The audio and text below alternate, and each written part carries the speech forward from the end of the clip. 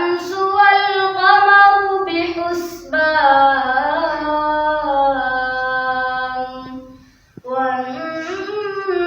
والنجم والشجر يسجدان والسماء رفعها ووضع الميزان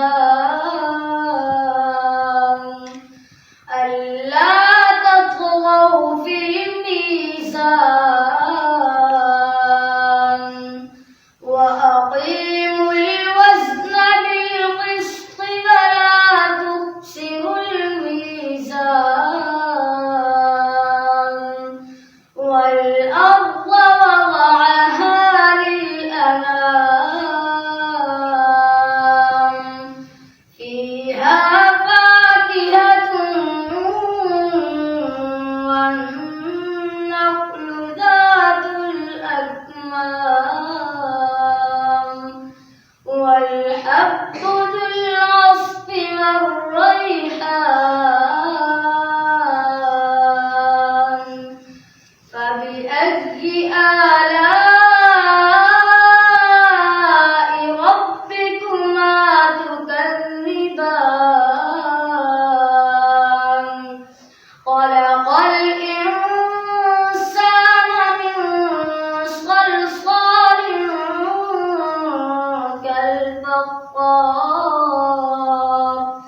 وخلق الجان من مارج من نار فبأي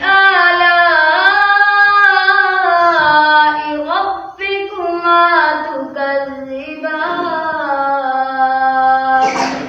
رب المشرقين ورب المغربين فبأي آلاء ربكما تكذبان مرج البحرين يلتقيان بينهما برزخ لا يبغيان فبأي